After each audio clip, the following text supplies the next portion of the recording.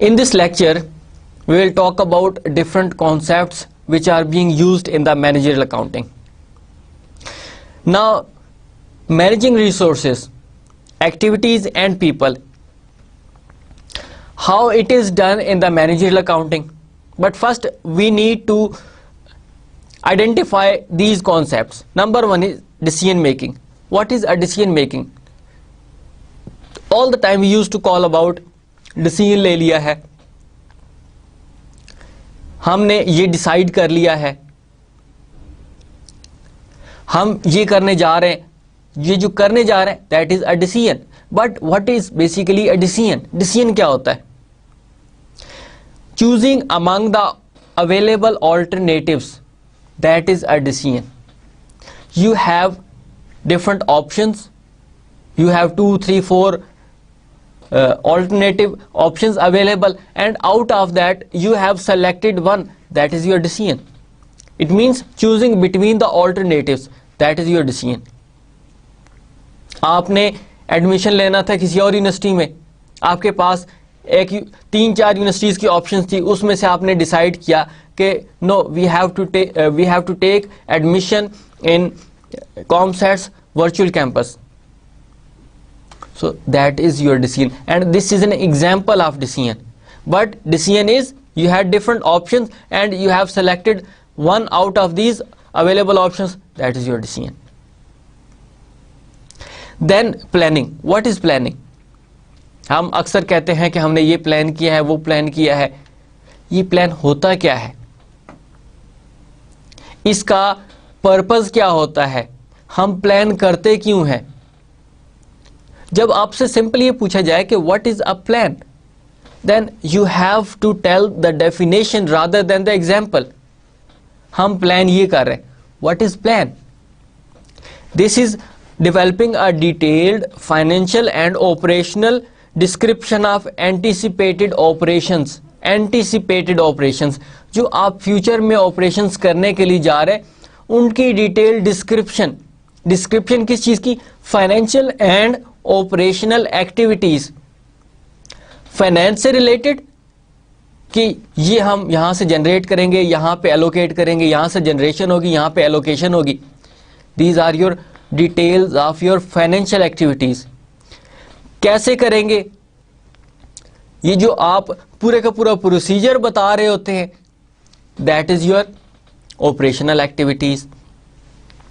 सो आपने प्लान क्या किया? This is developing a detailed financial and operational activities. आप उसको सिर्फ लिख रहे होते हैं, आप उसको बता रहे होते हैं. You are not actually doing. ये एक पेपर वर्क होता है, ये एक थ्योरेटिकल वर्क होता है कि हमने ये प्लान किया है, हमने ये प्लान कर लिया है. That is your theoretical work. You are not practically doing anything. So plan is, it is a detailed financial and operational activities. Then third one is directing operational activities. अब आपने decision लिया, उसके बाद आपने plan किया, plan के बाद अब एक्चुअली आप काम करना शुरू कर देते हैं. Now practically you are involved in the operations. You are practically doing activities. इससे पहले जो आपने प्लान किया था, that was only a theoretical work. आपने पेपर पे काम किया हुआ था. जब आप पेपर से एक्चुअल एक्टिविटी स्टार्ट कर देते, that is your third, directing operational activities. That is running the organisation on day to day basis. Then finally controlling. आपने काम शुरू कर दिया. क्या वो काम आपके डिसीजन के मुताबिक था? क्या आपने जो प्लान किया था, काम क्या उसके मुताबिक हो रहा है डे टू डे? ये जो आप चेक कर रहे हैं, दैट इज कंट्रोलिंग. कि कहीं पे कोई डेफिशिएंसी तो नहीं आ रही, कि जो आपने प्लान किया था क्या उसके मुताबिक काम हो रहा है कि नहीं हो रहा. आपने डिसाइड किया, डिसाइड करने के बाद जो आपने लेआउट बनाया कि करना कैसे है, वो आप प्लान कर रहे हैं. फिर आपने उसके ऊपर काम शुरू कर दिया. अब जो आपने प्रोसीजर अडॉप्ट किया था, जो आपने थ्योरी लिखी थी, क्या उसके मुताबिक काम हो रहा है कि नहीं हो रहा? कहीं पे कोई डेफिशिएंसी तो नहीं है. So that is done in the fourth process, which is controlling. Controlling is ensuring that the organisation operates in the intended manner and achieve its objectives. जो आपने डिसाइड किया था क्या उसके मुताबिक आप काम कर रहे हैं कि नहीं कर रहे। Some time a very common word that is used, problem. Problem क्या होता है? आपने ये एक अपना ऑब्जेक्टिव बनाया कि मैंने 4 आउट ऑफ 4 CGP लेना है। आपकी एक प्रैक्टिकल एग्जांपल दे देता हूं आपसे। So that was your objective. फिर आप प्लान करते हैं कि मैं असाइनमेंट्स, क्विज़ेस उनकी प्रॉपर तैयारी करूंगा। कैसे करूंगा? डेली 2 घंटे दूंगा मैं अपनी स्टडीज़ को। मैं लेक्चर सुनूंगा, लेक्चर रिपीट करूंगा और फिर मैं उसके ऊपर जो है वो प्रॉपर प्रैक्टिस करूंगा क्वेश्चंस की। ये आप प्लान कर रहे हैं। फिर उसके बाद आपने प्लान करने के बाद काम शुरू कर दिया। आप लेक्चर भी सुन रहे हैं। You are also doing practice of your questions as well. Then if your result is 3.5 rather than 4, then that is a problem. ये आपका यहां पर एक प्रॉब्लम राइज हो गया। क्या कि आप का ऑब्जेक्टिव क्या था? 4 out of 4 CGP, but you are getting 3.5। तो फिर प्रॉब्लम कहां पे आई? कि प्रॉब्लम क्या है कि it is a gap between actual and expected results.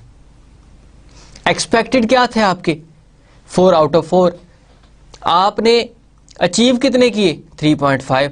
दरमियान में जो गैप आ रहा है दैट इज अ प्रॉब्लम। अब अगर कंपनी के पर्सपेक्टिव में बात करूं, कंपनी ने कहा कि हम इस साल 10 लाख रुपीज यानी 1 मिलियन हम प्रॉफिट, नेट प्रॉफिट अर्न करेंगे, बट दे अर्न 7 लाख।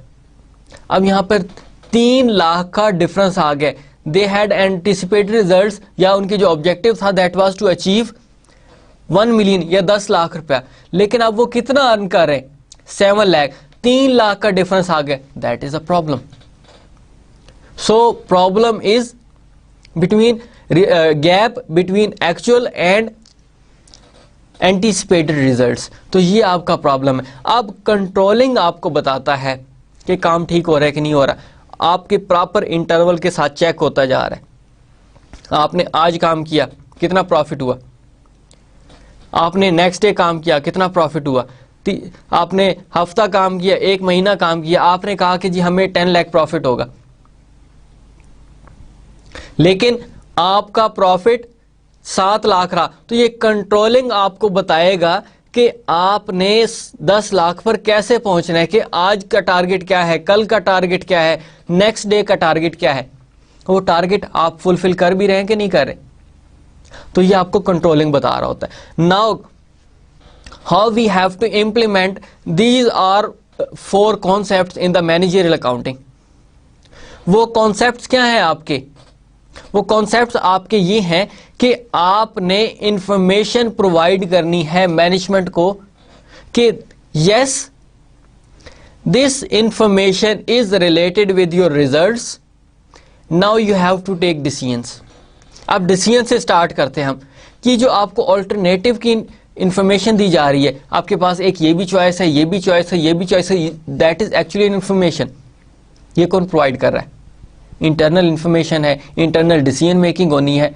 तो ये आपका मैनेजरियल अकाउंटिंग, आप मैनेजरियल अकाउंटेंट आपको ये इंफॉर्मेशन प्रोवाइड कर रहा है कि sir you have a choice this, you have a choice this one and this one. ये जो चॉइसेस की इंफॉर्मेशन है that is provided by the managerial accountant. Then planning, ये आपकी जो detailed description of financial operational activities है, इनके बारे में इंफॉर्मेशन कौन बता रहा है आपको? मैनेजरियल अकाउंटेंट आपको बता रहा होता है, क्योंकि प्लानिंग आपकी विद इन द ऑर्गेनाइजेशन होती है। तो यहां पर मैनेजरियल अकाउंटेंट आपको बता रहा है कि आपकी ये फाइनेंशियल लेआउट है, ये एक इंफॉर्मेशन है। देन आपकी ऑपरेशंस यानी डे टू डे ऑपरेशंस आपने कैसे कैसे करने, ये जो कैसे कैसे दैट इज एक्चुअली इंफॉर्मेशन। तो ये आप मैनेजमेंट को बता रहे हैं कि ये आपके पास अब रिलेटेड इंफॉर्मेशन है, इसके मुताबिक आप प्लान बनाएं। Third one, directing operational activities. वो इन्फॉर्मेशन अब आप अपने स्टाफ को बता रहे हैं कि ये आपका प्लान बन चुका है, डिसीजन ये था, उसकी बेस पे हमने ये प्लान किया, अब आपने इसके ऊपर काम करना है। ये कौन बता रहा है? मैनेजरियल अकाउंटेंट बता रहा है आपको। एंड फाइनली कंट्रोलिंग, काम ठीक हो रहा है कि नहीं हो रहा। अब डे टू डे के रिजल्ट्स अब मैनेजरियल अकाउंटेंट वहां से ले रहा है कि आज प्रॉफिट क्या रहा है, आज प्रॉफिट क्या रहा है, आज प्रॉफिट क्या रहा है, क्योंकि उसने 10 लाख को डिवाइड कर दिया 30 डेज पे। आज आपका प्रॉफिट इतना होना चाहिए, कम से कम आज आपका प्रॉफिट एटलीस्ट इतना होना चाहिए। तो ये इन्फॉर्मेशन कौन प्रोवाइड कर रहा है? मैनेजरियल अकाउंटेंट प्रोवाइड कर रहा है। सो इस रिजल्ट पर हम पहुंचे इन चारों चीजों को डिस्कस करने के बाद कि managerial accountant has only the objective to provide relevant information to the decision makers. Information वो किसी चीज से भी रिलेटेड है, ये उसका काम है कि उस इंफॉर्मेशन को प्रोवाइड करना है। अब हमने इसकी जो डेफिनेशन पढ़ी थी मैनेजरियल अकाउंटेंट की, वो क्या थी कि ही आर शी आइडेंटिफाई इंफॉर्मेशन, कहीं पे भी है वो बाहर पड़ी है ऑर्गेनाइजेशन से या ऑर्गेनाइजेशन के अंदर है। This is the responsibility of managerial accountant to identify information, number 1। फिर उसके बाद उसको वो एनालाइज कर रहा होता है कि ये आपकी जो इंफॉर्मेशन है क्या ये रेलेवेंट है कि नहीं है। रेलेवेंट है, मटेरियल है, डिसीजन मेकिंग पे इफेक्ट कर सकती है तो रख लिया, नहीं है तो उसको साइड पे रख दिया।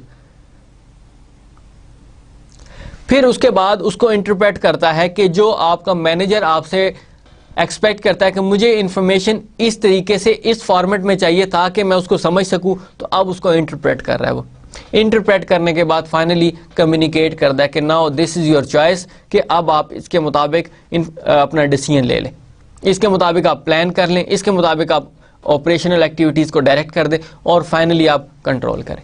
ये कौन प्रोवाइड कर रहा है? ये मैनेजरियल अकाउंटेंट प्रोवाइड कर रहा है। मैनेजरियल अकाउंटेंट ने खुद कोई डिसीजन नहीं लेना, डिसीजन हमेशा मैनेजमेंट लेती है, लेकिन किस बेस पे लेती है? कोई इन्फॉर्मेशन होगी तो उसकी बेस पे डिसीजन लिया जाता है। तो मैनेजरियल अकाउंटेंट ने उसको इन्फॉर्मेशन प्रोवाइड की, अब मैनेजमेंट डिसीजन ले रही है। मैनेजरियल अकाउंटेंट ने कोई डिसीजन नहीं लेना, सिर्फ उसने एक रेलेवेंट इन्फॉर्मेशन प्रोवाइड करनी होती है ताकि आपकी मैनेजमेंट आपकी इन्फॉर्मेशन की बेस पे डिसीजन ले सके। So that is about managing resources, activities and the people. That is done by the managerial accountant on the basis of information. Then how managerial accountant adds value to the organization. हमें managerial accountant की ज़रूरत क्यों पड़ती है? Why do we need managerial accountant? ये तो कोई और भी काम कर सकता है, कोई और एम्प्लॉय भी कर सकता है, but why a specific managerial accountant is required?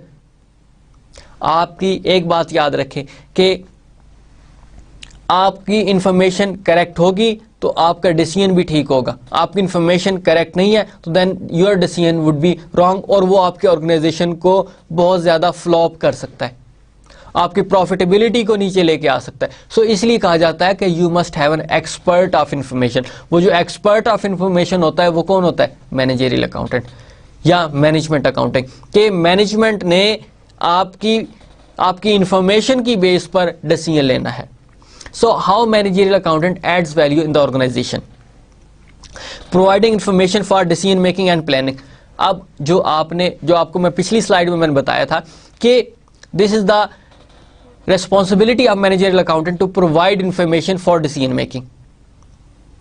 This is the responsibility of managerial accountant to provide information about detailed description of financial and operational activities that is being done in the planning.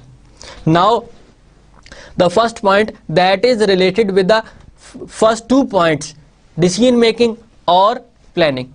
इन दोनों के लिए managerial accountant ने information provide करनी होती है। Number 1, कि information correct है तो आपका डिसीजन भी करेक्ट है, डिसीजन करेक्ट हुआ तो आपकी आउटपुट या प्रोडक्टिविटी भी बेहतर होगी। Number 1।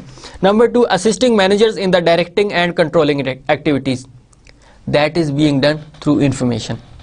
Now managerial accountant is providing information that how you have to do your work. अब आप अपने मैनेजर्स को असिस्ट कर रहे हैं ताकि वो डे टू डे काम कर सके। That is being done in the managerial accountant. And then controlling activities, काम ठीक हो रहा है कि नहीं हो रहा, ये आपको फीडबैक प्रोवाइड कर रहा है कि आज इतने रिजल्ट्स रहे, managerial accountant is providing information to the management. Today was this productivity, that is information provided to the managerial accountant to the management. अब ये सारे का सारा काम कौन कर रहा है? अब मैं आपसे कहूं कि for example company has earned a profit of 10 lakh rupees. ये क्या है 10 लाख? That is information. ये एक इंफॉर्मेशन है ना. आप कंपनी ने इस साल 5 लाख का एक्सपेंस किया है. ये जो एक्सपेंस है 5 लाख का, what is this? This is basically an information. एक इंफॉर्मेशन है आपकी.